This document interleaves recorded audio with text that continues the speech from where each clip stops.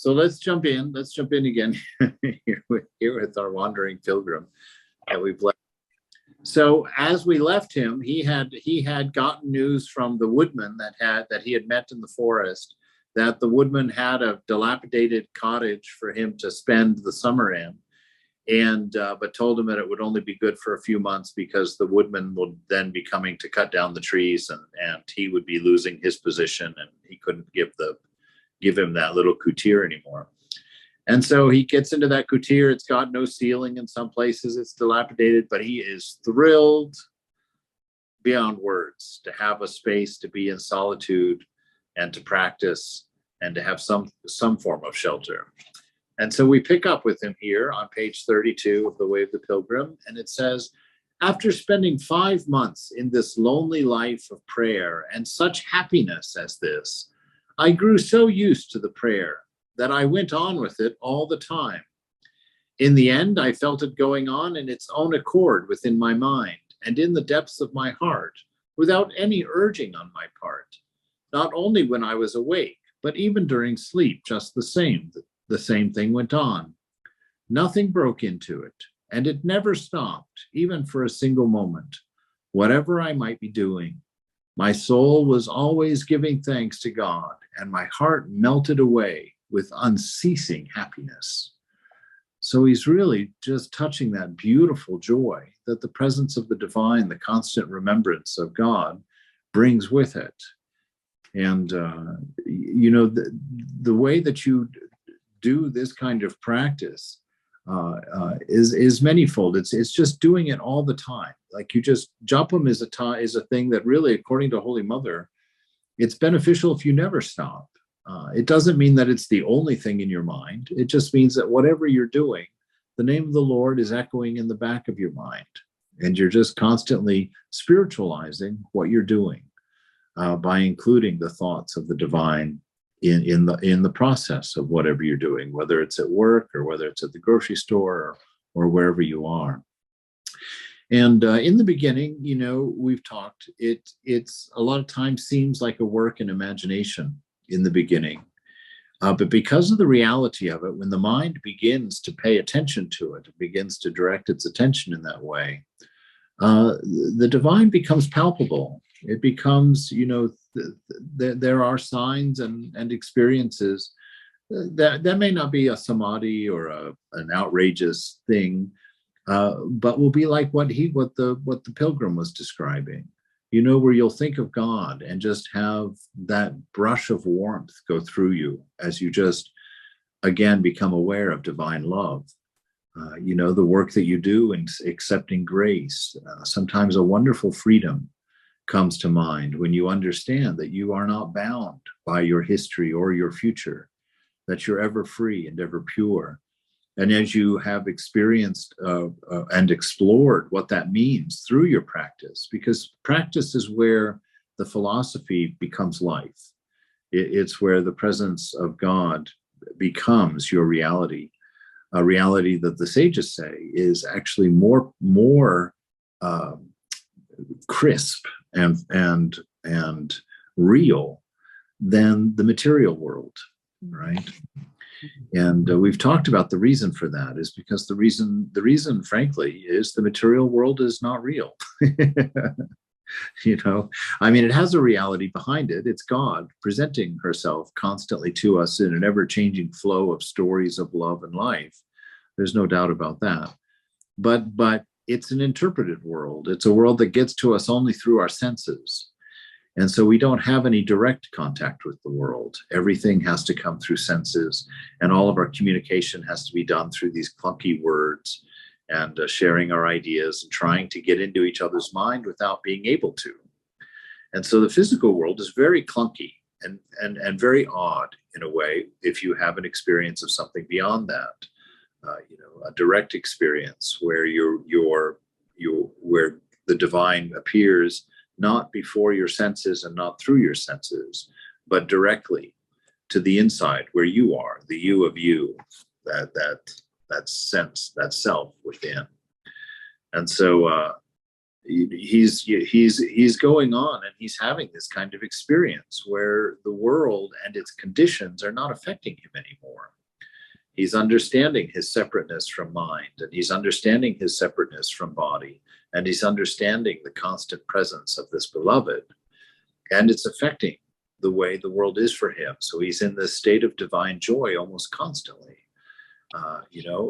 These tears of gratitude coming up for him regularly, and just getting these shivers of realization, of the nearness of God and what that means and what that actually is. Maharaj? Yes. When you say through the senses, the mind is also included in that, right? That is, the mind is the five senses, pretty much. Well, the mind's not necessarily included in it, but the mind is just a reflection. It's not the real thing. You see, when you throw a thought on the mind, you can observe it and you can have it in front of you. But that thought came from within you. And so the mind is kind of like communicating with a whiteboard. It's kind of like writing your ideas and your thoughts, and you read them and interact with them. But where are they coming from? They're coming from you. And so this is one of my latest games that I'm playing in my mind, is when I hear myself thinking to myself and I'm watching myself think in my mind.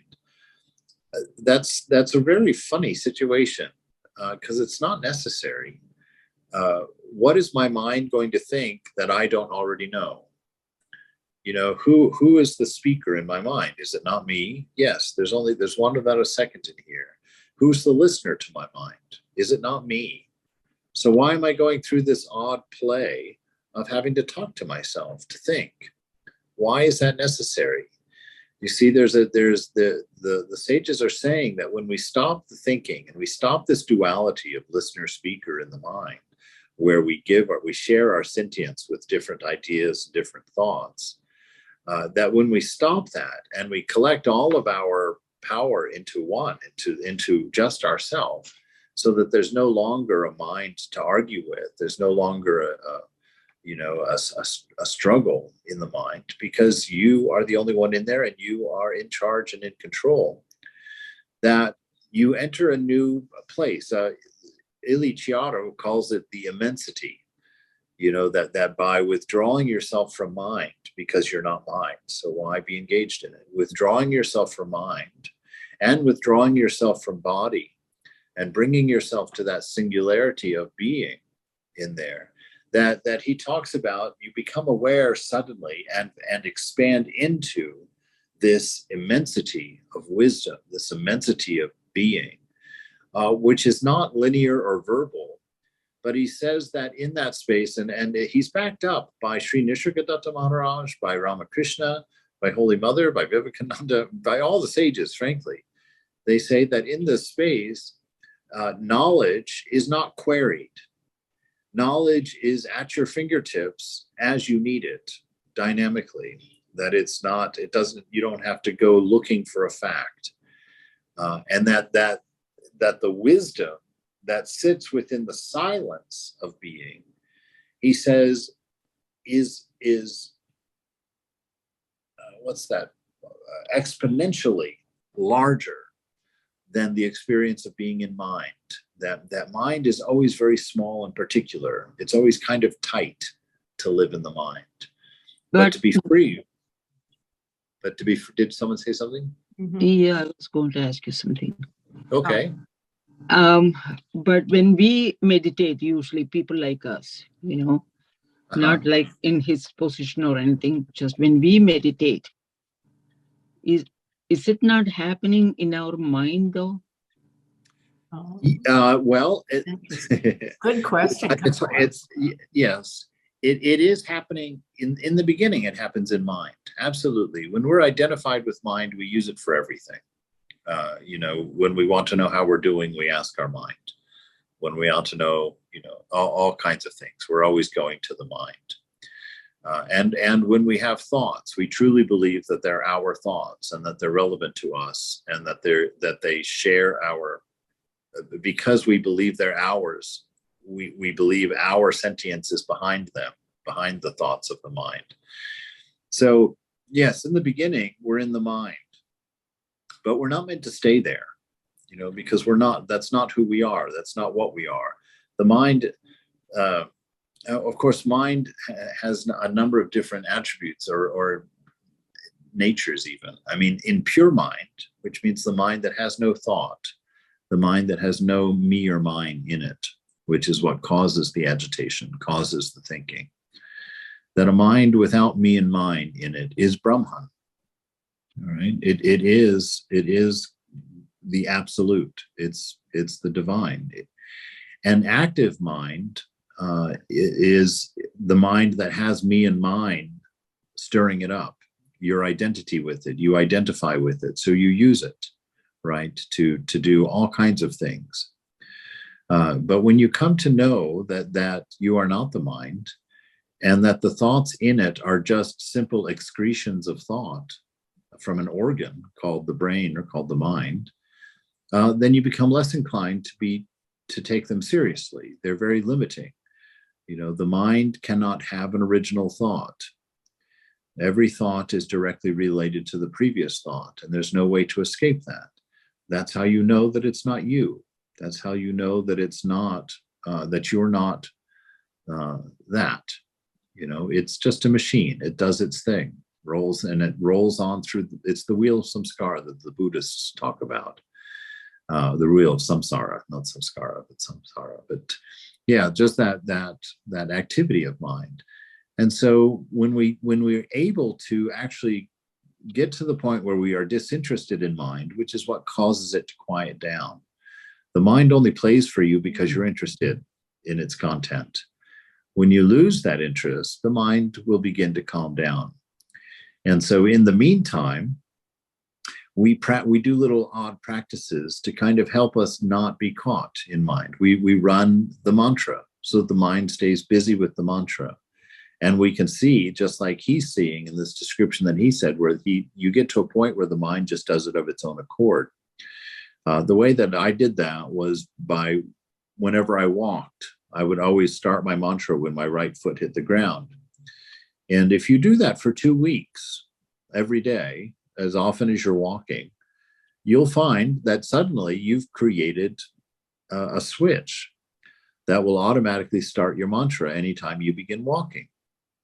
And so this is a very important little bit of practice. You want to get to the point where your mind will start naming God of its own accord and leaving you then to see and experience your separateness from it, So it's quite a beautiful thing. And as you get below mind, if you get below mind, that you begin expanding beyond its limitations of thought and becoming aware, not of a thing, not of something of the senses, but of a silent immensity that's pregnant with knowledge, pregnant with love, pregnant with wisdom.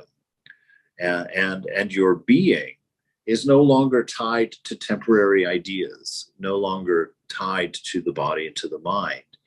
And you actually experience being outside of time, because time, space, and causation are adjuncts of mind. They belong to the mind.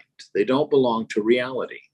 Reality does not dwell within time, space, causation. That's how the mind manages information, is by placing it into that triad, time, space, causation. And the other triad, which is probably related to that one, is subject-object relationship.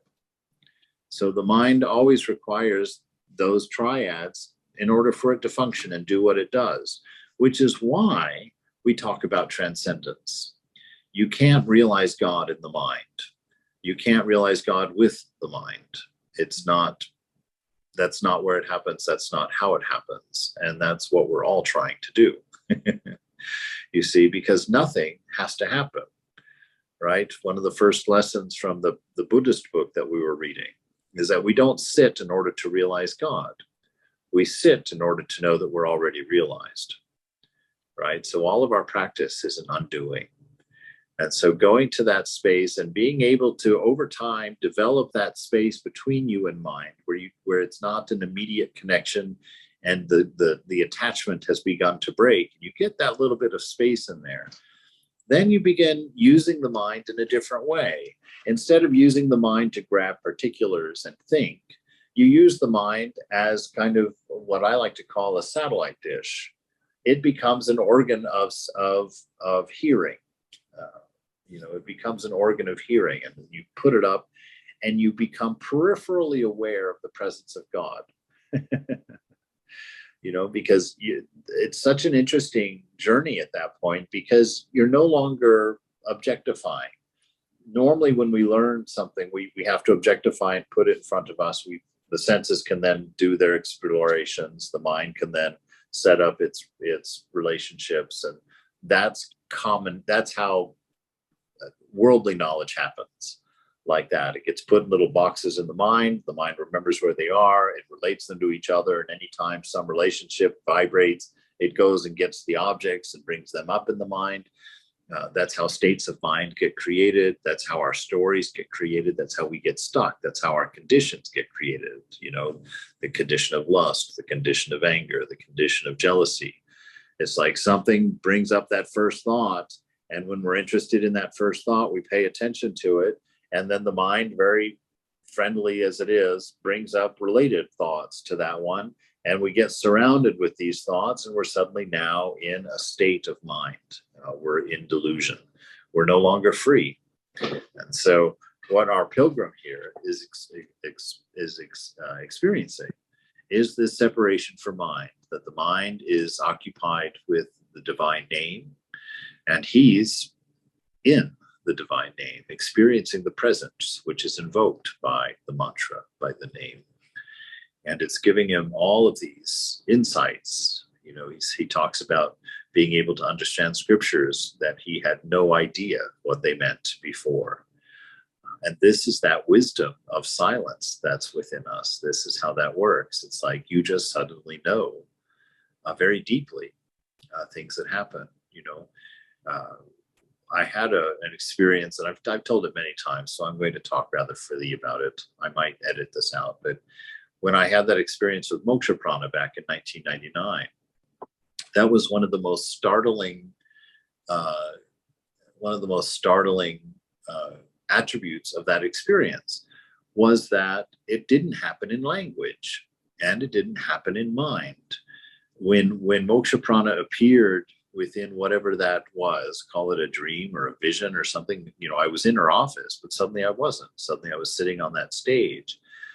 And when I got a teaching in that place, the teaching came with everything already in its place. I didn't have to interpret a sentence. I didn't have to interpret a shloka. When she said something to me in that place, everything that she had in her mind that she put into those words came with the words. Normally, we just get the words and we have to figure the rest out. As I'm sitting here sharing these things with you, it'd be really nice if I could hand you the experience that I had with Moksha Prana, and you would be like, oh, wow, I get it. That's nice. That's totally great. But all I can do is put it in these clunky words, and I can just toss the words to you, and then you have to sit there and project all of your own stuff onto these words. And if you're successful at it, we kind of agree that we've communicated. But have we really? We have no idea. We've kind of clunked along. And the funny thing is that once you have an experience like that, the world seems clunky. The whole process of how we work in the world seems clunky. And so for these great sages, these great souls, they come to a place where this world is like a haze to them. Like they know the clunkiness of it, and they live in that distinct vibrance of that direct perception, not a perception interpreted through senses, but direct perception, which means God in you, bypassing mind, bypassing senses, bypassing all the instruments of sensory input, and is with you directly. And that is what realization is living in that state where you are in direct experience, and the world around you is something you can engage in at will or not. It has no power over you. You are in fact free, because you know that there's nothing to be gained from the world. You can see that it's clunky. You can see that it's just thoughts. You can see that it's all interpreted. And so in that sense, it doesn't have its own reality, right? And so to be realized is when when you know that, and you are actively with the real, in a direct relationship, not relationship, and relationships are not direct, but you are in direct communion, let's put it that way, with the one, with the divine. And so he's talking about this in some ways here.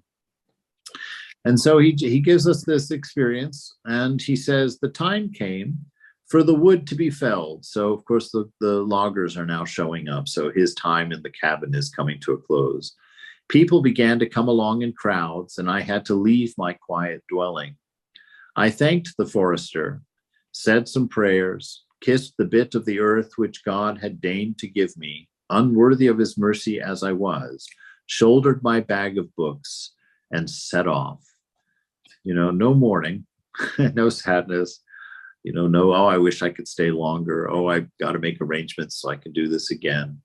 None of that. Just like Thakur, when he was asked to leave the temple, he just put a towel on his shoulder and just started to walk off the premises until, one of the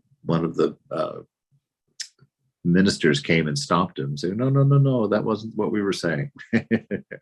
But that absolute freedom, my friend and co-monk Swami Vedananda, I tell you about him all the time. I have funny stories about him. He's a very, very wonderful monk. But one of the things that I used to give him a hard time about was that no matter where he went, he always had his 2 bags with him, with with stuff, with change of clothes and just whatever in there. And I asked him one time, I was like, Maharaj, you're just going for the afternoon. Why are you packing to go to that place for the afternoon? And he said, I just always want to be sure that wherever I am, I have everything that I need to stay there. So he just always viewed himself to be where he was, that it wasn't a temporary place. And so if he was at Olima and was asked to stay at Olima, that would be no problem. He would just stay. He'd be there. He was at home everywhere. That's the monastic ideal. Where you are, there you are. And that's perfectly fine. All right, so he's going through this. He's just lost his kutir, and he's just setting off with his bag of books. For a long time, for a very long while, I wandered about in different places until I reached Irkutsk. The self-acting prayer in my heart was a comfort and consolation all the way, right? So that when that name is being spoken in the heart, usually we focus on that name, right? We just focus on the name, and that's fine. That's a wonderful thing. But there's also another way of doing it, and that is not focusing on the name, but focusing on what is being invoked by the name. The presence of God is being invoked. And so instead of hearing the name run, change your perceiving to be something more subtle. Perceive the presence each time the name is spoken. So instead of keeping that stress on the words,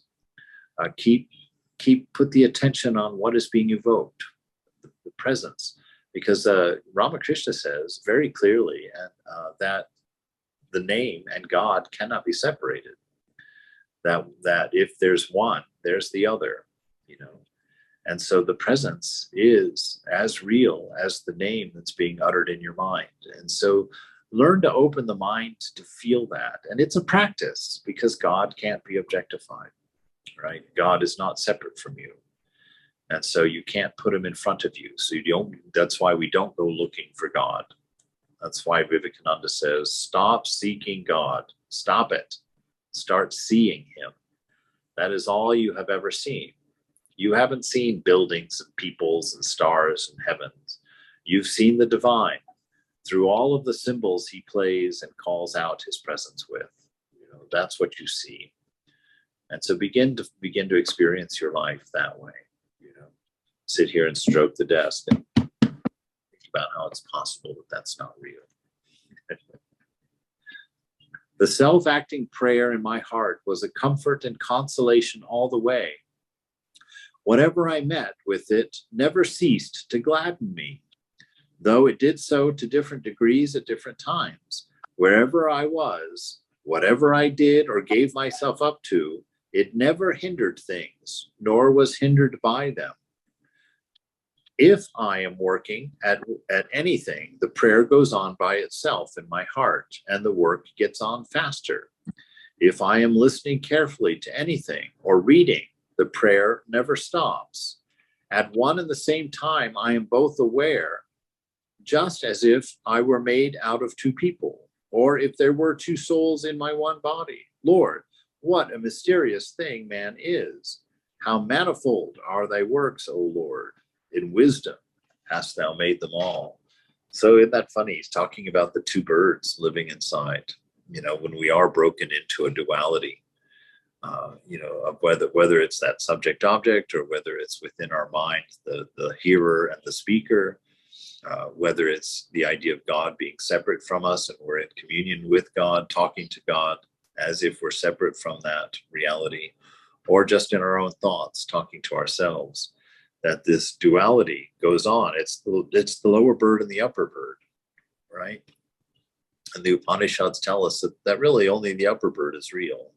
The lower bird is just distracted from being the upper bird, and is running around tasting the fruits, right? He's interested in the changing world.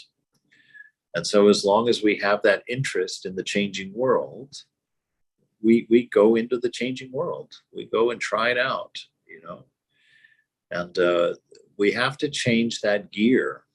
We have to figure out how to do that. It's not necessarily easy to do because it's not totally intuitive. We're very accustomed to using our body in a particular way. We've been trained to use our body mind in a particular way. And so, we've mentioned before, one of the big practices is when you're walking down a busy street, normally we're all engaged in the busyness. We're watching all the movement and we're just caught up one thing after the other. We're just, our eyes are flitting from here to there, back and forth.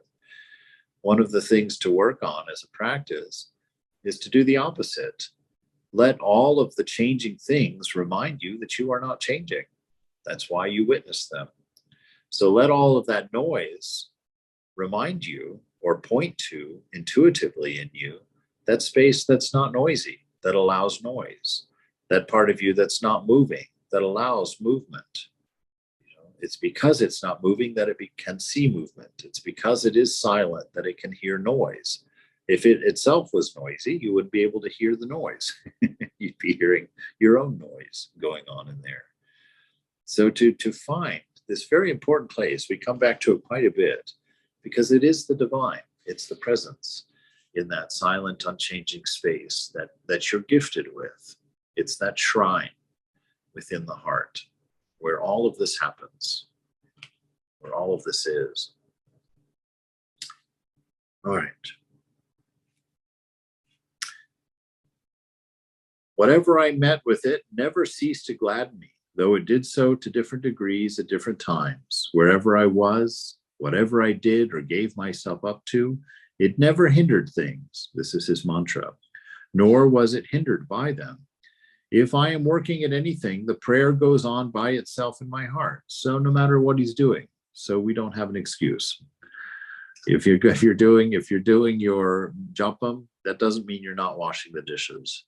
That doesn't mean you're not mowing the lawn. It means you're mowing the lawn and doing japa.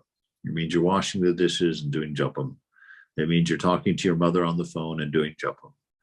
He invited it in every way. And with practice, it becomes such a natural part of your own mind space that you don't have to work at it.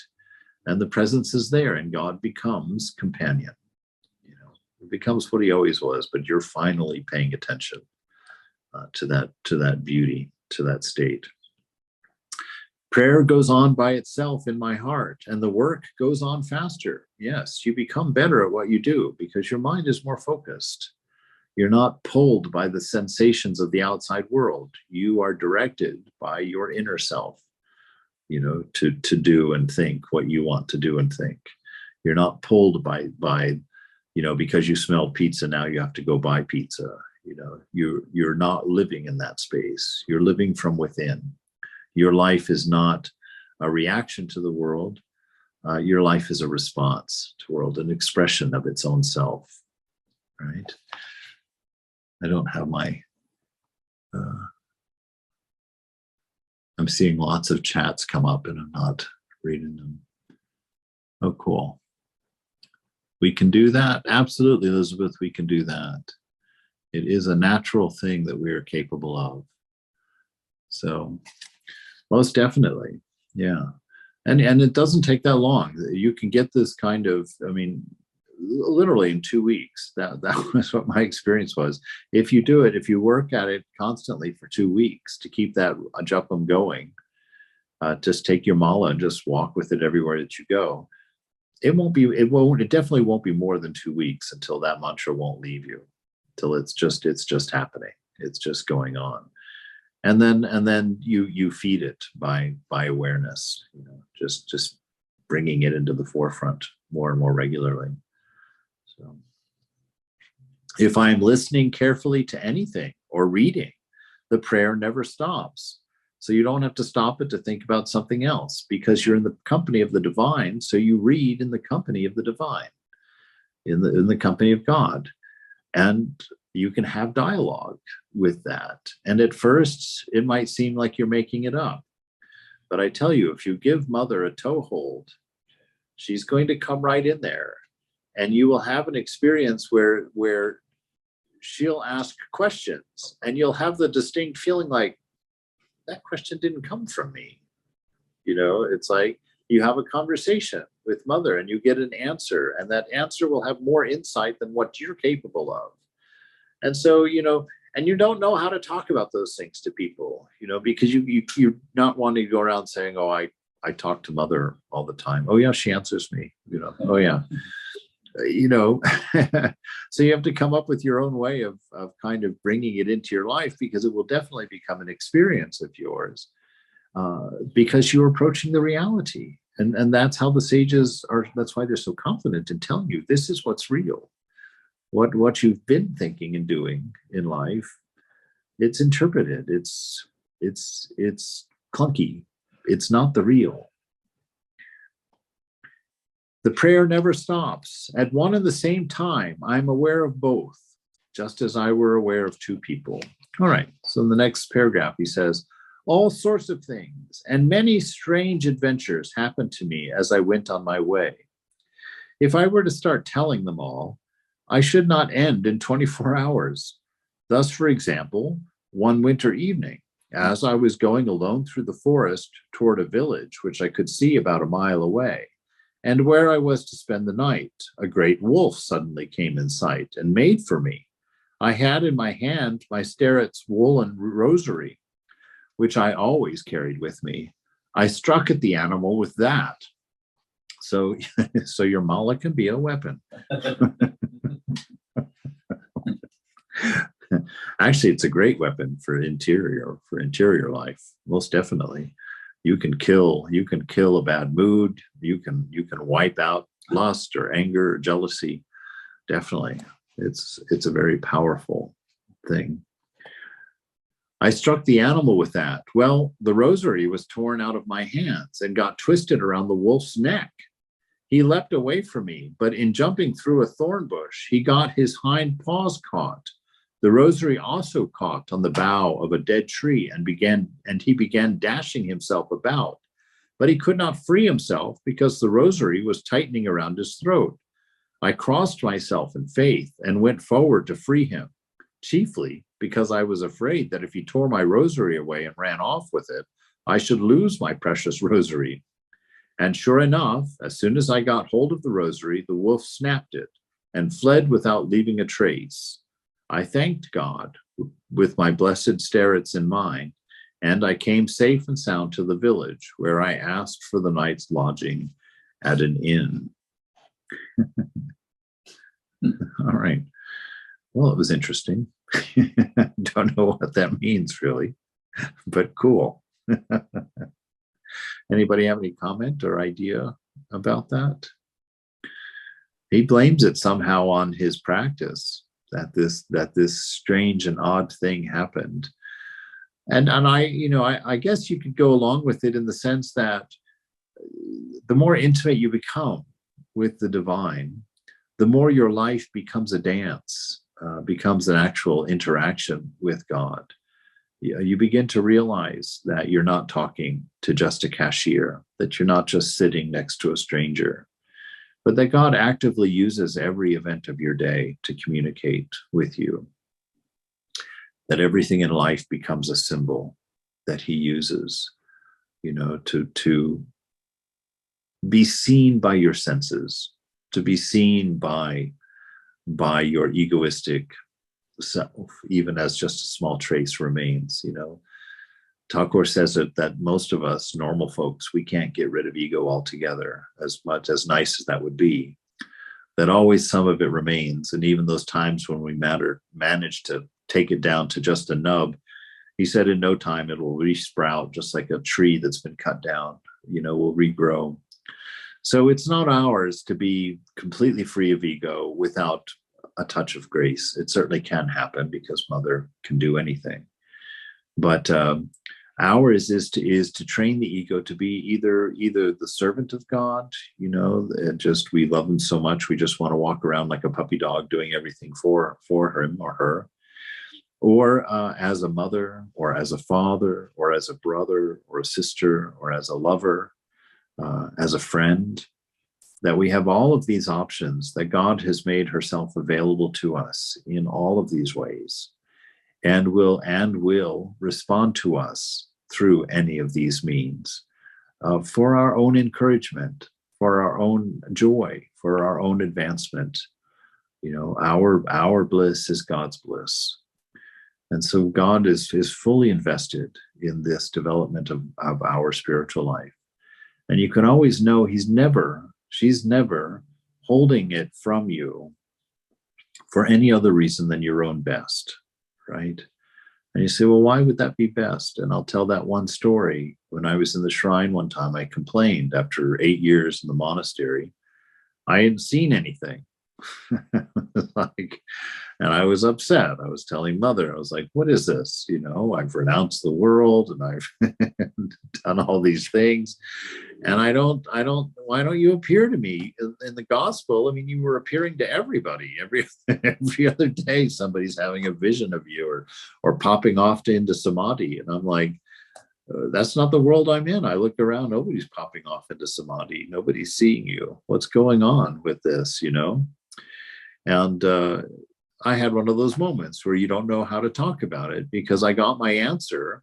And it's not like Mother appeared and gave me an answer, but just suddenly this information was in my mind. And Mother told me, she says, I don't do that for you, because you seek everything in your life through your senses. You're already addicted to your senses. You're already going there for everything that you want to know. She says, that's not where I am. I'm before your senses. I'm right here, right with you all the time. If I appear to you before your senses, you'll continue running through your senses thinking you're going to find me there. And when you can't find me there, you'll get frustrated and keep looking for me there. She says, no, keep searching in. Keep searching within yourself. You'll find me. I'm here. I'm always here. We'll always be here. And we'll never leave. We cannot be separated. And at that point, you cannot be so focused on the outside world of trying to find God through experience. God is. That's why faith is the root of everything. Because initially we just have to accept that God is. and that God is intimate within us and present within us, even though we don't know how to feel it, we don't know how to experience it. We just go forward with that assumption. And in time, Mother moves into the tent. You know, the story of the camel's nose in the tent. You did the practice. You know, I used to tease Ma a little bit just by saying that, you know, that when I started my spiritual life, I meditated twice a day for 2 minutes. And that was it. Because, you know, I was honest with myself and I knew I wouldn't do any more than that. And look what's become of that. Look what Mother will do with 2 minutes twice a day. You know, she'll just keep it going. Just keep it going. And, you know, you wake up and one day you're 60 years old and you've got the fruit of 40 years of being with Mother. And you feel that great joy. You feel that great happiness inside. You feel that great privilege of recognizing the divine and the silliness that you feel about yourself around that too, about how you can be so ignorant. how this could be so real and be completely escape your notice somehow. All right, let's see. So he's had this wolf break his mantra and run off into the woods, and he finally gets to the house, and he asks for a night's lodging at the inn. I went into the house. 2 men, one of them old and the other middle-aged and heavily built, were sitting at the table in the corner drinking tea. They looked as though they were not just simple folk, and I asked the peasant who was with their horses who they were. He told me that the elder of the two was a teacher at an elementary school, and the other was a clerk at the county court. They were both people of the better class. He was driving them to a fair about a dozen miles away. After sitting a while, I asked the hostess to lend me a needle and a thread, came over to the candlelight, and set about mending my broken rosary. The clerk watched what I was doing and said, I suppose you've been praying so hard that your rosary broke. It was not I who broke it, I answered. It was a wolf. What? A wolf? Do wolves say their prayers too? He said jokingly. I told them all what had happened and how precious the rosary was to me. The clerk laughed again, saying, miracles are always happening with you sham saints. Indeed. What was there sacred about a thing like that? The simple fact was that you brandished something at the wolf and he was frightened and went off. Of course, dogs and wolves take fright at the gesture of throwing, and getting caught on a tree is common enough. That sort of thing happens very often. Where's the miracle? But the old man answered him thus, do not jump to conclusions like that, sir. You miss the deeper aspects of the incident. For my part, I see in this peasant's story the mystery of nature, both sensuous and spiritual. How's that? Asked the clerk. Well, like this. Although you have not received the highest education, you have, of course, learned the sacred history of the Old and New Testaments, as summarized in the questions and answers used at school. You remember that when our father Adam was still in a state of holy innocence, all the animals were obedient to him. They approached him in fear and received from him their names. The old man to whom this rosary belonged was a saint. Now, what is the meaning of sanctity? For the sinner, it means nothing else than a return through effort and discipline to the state of innocence of the first man. When the soul is made holy, the body becomes holy also. The rosary had always been in the hands of a sanctified person. The effect of the contact of his hands with the exhalation of his body was to inoculate it with holy power, the power of the first man's innocence. That is the mystery of spiritual nature. All animals in natural succession, down to the present time, have experienced this power, and they experience it through smelling. For in all animals, the nose is the chief organ of sensation. That is the mystery of sensuous nature. So he's saying here, he chastised the cleric first for a very important reason. We quite often hold up our pat answers to things. We decide we know something, and anytime we're inquired about that thing, we immediately give this response to it, right? Regardless of what the actual situation or condition is. It's what prevents us from living in the present moment. We're always living in our world of explanations because you know nothing of the world. We watch the news and we think we know something about Japan. We don't know anything about Japan or China or France. We know what that man on the TV is telling us. But what do we know about what he knows about Japan, Germany, France, or England? You see, so this whole idea, like right now, each one of us, just because we watch the news and we watch media, if I say to you, Greece, suddenly your mind will pull up things, probably not from your own experience of having gone to Greece and met Greek people and having had conversations and gone to their churches. It will probably bring up something you saw on the news or someone in a commercial for a cruise or a picture that won a contest. Our knowledge of the world is very small. And with that very small amount of knowledge, we make very big assumptions about what the nature of the world is, right? I love it on the headlines when it says, the majority of Americans think this.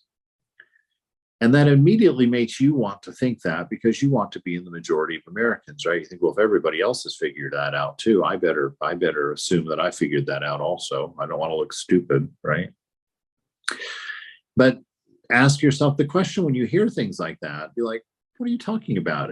Who spoke to most Americans? Has what one person has spoken to most Americans that they could actually stand up and say something ridiculous like that? The majority of Americans think this. You see, that's absolute manipulation because nobody has spoken to the majority of Americans and come up with an accurate statement about that. So it's all a matter of packaging. And the sooner we break that habit in ourselves and be honest about the fact that we know pretty much nothing, right? Pretty much nothing. That's coming to beginner's mind, of what the Buddhists talk about. Beginner's mind, the mind of no presumption, the mind that sees what is rather than what he thinks what is, right? Because it's seeing what you think is that prevents you from seeing God, that prevents you from seeing what really is, because you've come up with explanations for everything. If you ever want to experience how little you know, spend an afternoon with a toddler.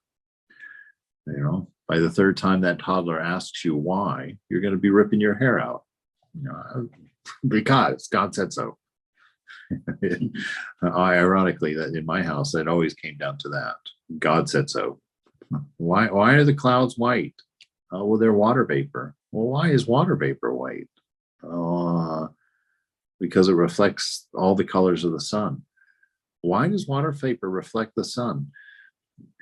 It doesn't take long before you're making it up. All right. So now he's telling us that in the story, so he's now taking the story and kind of breaking it apart. And so he said he saw something sensuous and spiritual in it. The sensuous thing, he has just talked about the nature of the animal, about the wolf. And now he says, you learned people go on about strength and wisdom, said the clerk, but we take things more simply. Fill up a glass of vodka and tip it off, and that will give you strength enough. And he went over to the cupboard. That's your business, said the schoolmaster, but please leave learning to us. I liked the way he spoke. I came up closer to him and said, may I venture, Father, to tell you a little more about my starets? And so I told him about the appearance of my starets while I was asleep, the teaching he had given me, and the charcoal mark which he had made in the philokalia. He listened with care to what I told him, but the clerk, who lay stretched out on a bench, muttered, it's true enough you can lose your wits through reading the Bible too much. That's funny, in the gospel of Sri Ramakrishna, that that's a common thing people were afraid of too, of becoming crazy, from doing too much japam or thinking of God too much, that you would lose your mind. Of course, Mother does give you a warning about losing your mind in your practice, and it's a good one to heed to. If you're doing a lot of practice, like a lot of meditation and a lot of japam, but you're not working on the yamas and niyamas, you're not working on your self-discipline, your self-control, all of those things the should nots, the things that you should not do, and nurturing them with things that you should do. If you're not actively doing those things, then you're taking your mind in two different directions, and it will break.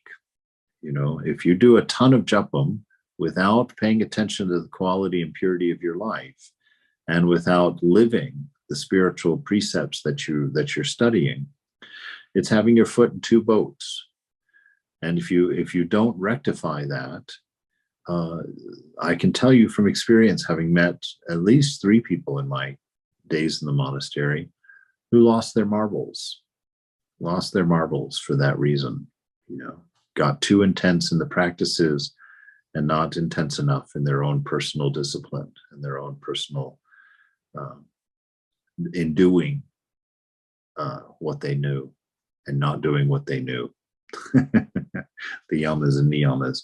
So definitely keep that in mind. Mother does warn us about that. She says that you should make sure that you, oh my gosh, it's 8:11. Okay, we have to stop.